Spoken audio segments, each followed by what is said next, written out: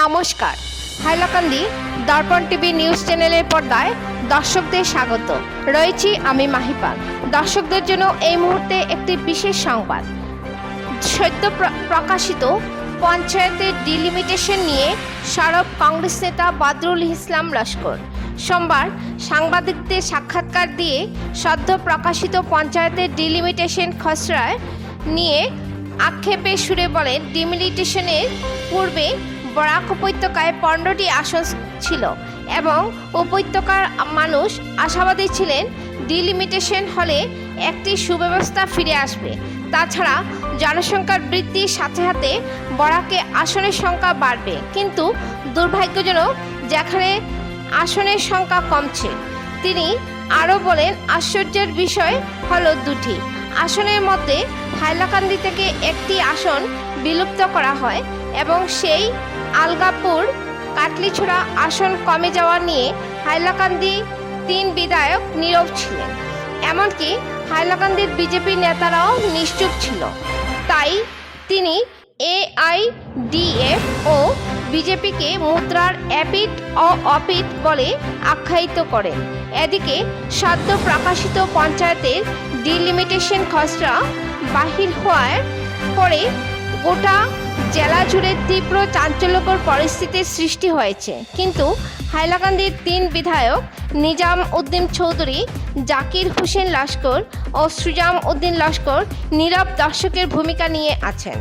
একজন সরকারের জনপ্রতিনিধি হিসাবে যেখানে প্রতিবাদ করার কথা ছিল, সেখানে তারা চুপ হয়ে বর্তমানে ডিলিমিটেশন খসড়াকে সমর্থন দিয়ে যাচ্ছেন বলে গভীর অভিযোগ করেন কংগ্রেস নেতা বদরুল ইসলাম লস্কর।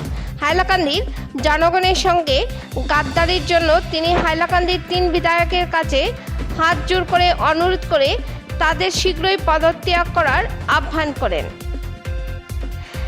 বিস্তারিত দেখুন হাইলাকান্দি থেকে পাঠানো আমাদের প্রতিনিধি সিপ্রিয়ান ডায়াসের রিপোর্টের মাধ্যমে। হাইলাকান্দির দর্পণ টিভি। পরবর্তী খবর পেতে চোখ রাখুন হাইলাকান্দির দর্পণ টিভির পর্দায় এবং নিত্য নতুন খবর পেতে চ্যানেলটিকে অবশ্যই লাইক ও ফলো করে দেবেন। ধন্যবাদ। যৌক্তিকতা নাই, মন মানিচ্ছা। আর আমরা যেটা শুনতে পাইছি, এটা জেলা প্রশাসন সঙ্গে এই ভারত জেলাপাটের যুগ সদস্যে তাদের ইচ্ছা মতো করছে, কোন ধরনের নীতি নিয়ম। আচ্ছা, পঞ্চায়েত গুলা নির্ধারণের ক্ষেত্রে আমরা দেখতে পাই যেটা SOP দিছে, স্ট্যান্ডার্ড অপারেটিং প্রসিডিওর। এটাতে কিটা কইছে যে পঞ্চায়েত গুলারে 3টা ক্যাটাগরি বিভক্ত করা হয়েছে। ক্যাটাগরি 1 পপুলেশন 10,200 থেকে 13,800। ক্যাটাগরি 2 পপুলেশন রেঞ্জিং ফ্রম 8,500 থেকে 11,500। ক্যাটাগরি C বা 3 নম্বর 6,000 থেকে 9,200।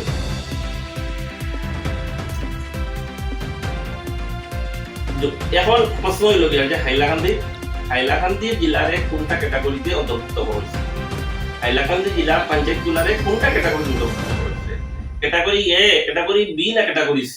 আমরা দেখি সবার সংমিশ্রণ। কোনটা পঞ্চায়েত 4,000, কোনটা 14,000 এন্ড অ্যাবাভ। এটা কোন ধরনের লজিক? এটা জেলা প্রশাসন এটা উত্তর দিব? হাইলাকান্দি ডিলিমিটেশন কমিটি উত্তর দিব? আশ্চর্যের বিষয়, আমরা SOP যেটা দেখতাম পাই, স্ট্যান্ডার্ড অপারেটিং প্রসিডিওর যেটা SOP দ্বারা যেটা ফ্রেম করছেন, JB1 principal secretary panchayat rural ডেভেলপমেন্টের সিগনেচার করা, ডিজিটাল সিগনেচার 19/7/2024। পয়েন্ট যেটা 3, যেটা ডিস্ট্রিক্ট লেভেল কমিটি বানানো হয়েছে, guardian minister chairman, honourable MLA of the district member, district commissioner member, CO জেলা পরিষদ মেম্বার সেক্রেটারি।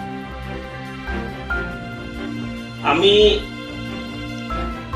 হাইলাকান্দি জেলার 3 জন বিধায়কের কাছে প্রশ্ন করতাম, আপনারা ডিস্ট্রিক্ট লেভেল কমিটির মেম্বার, আপনারা ভূমিকা পিতা না, আপনারা উইলফুলি হাইলাকান্দি মানুষের জনগণরে এই ভোগান্তি শিকার হইবার লাগিয়া এই ভারত জ্বালাও পার্টির সঙ্গে হাত মিলে এটা কথা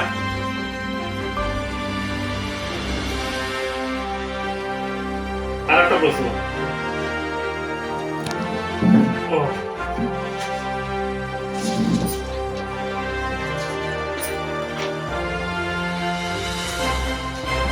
ব্লক এখন যেটা প্রপোজ যেটা ফার্স্ট যেটা তারা বানাইছে আমরা দেখতে পাই যে হাইলাকান্দি কনস্টিটিউয়েন্সি 3টা ব্লক, আলগাপুর কাটিগড়া কনস্টিটিউয়েন্সি 2টা block.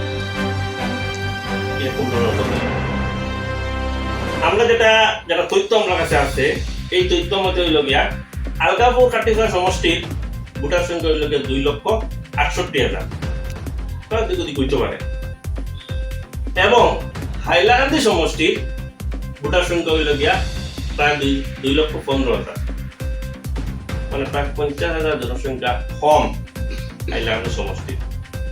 In addition to that Hailakandi সমষ্টি 2টা মিউনিসিপ্যালিটি এরিয়া, 3টা মিউনিসিপ্যালিটি এরিয়া, যদি কাটিগড়ে আমরা যদি কনসিডারেশন আনি 3টা municipality.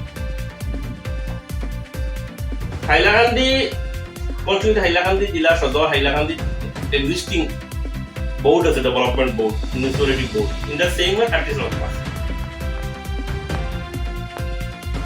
It's a separate agency. এই সমষ্টি দেওয়ার 3টা ব্লক, হাইলাকান্দি 2টা ব্লক।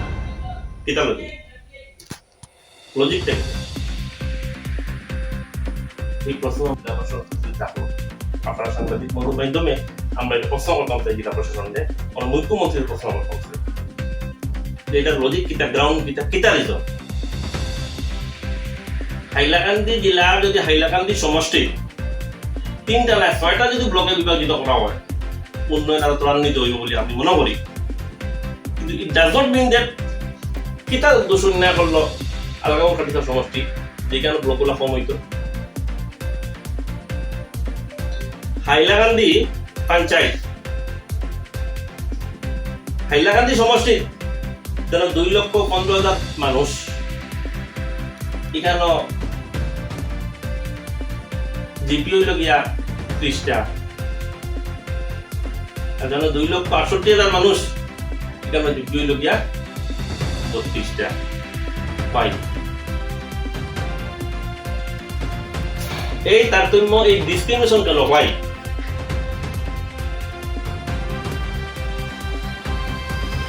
তো আমি আপনার মাধ্যমে আমি একজন কংগ্রেসের সামান্য কর্মকর্তা,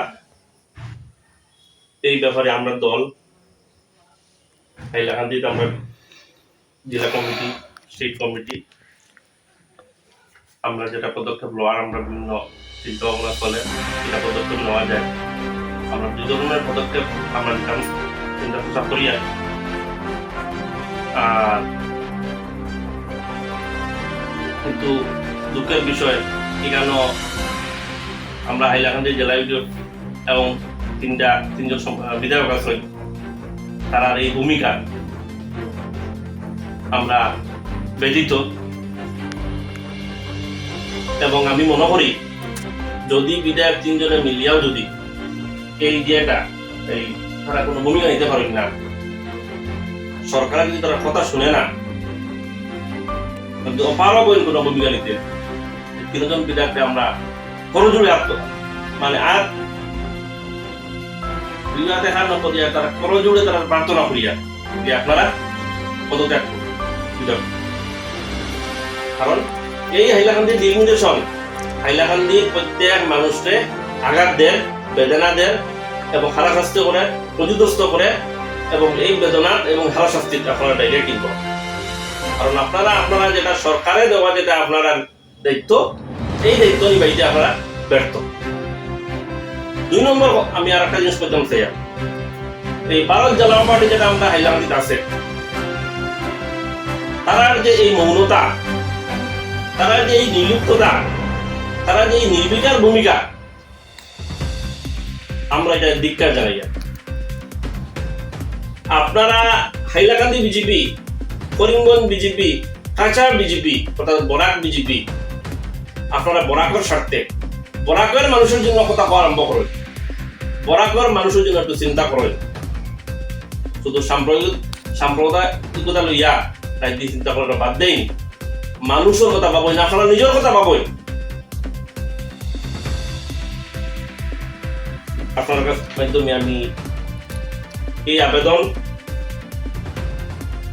জেলা প্রশাসনের কাছে, তৎসঙ্গে এই ভারত জনতা পার্টির কাছে এবং হাইলাকান্দি কেন্দ্রের কাছে পৌঁছে করে আমি আপনি ব্যক্তিগতভাবে appeal করি আর। আপনার একজন সমাজসেবী হিসাবে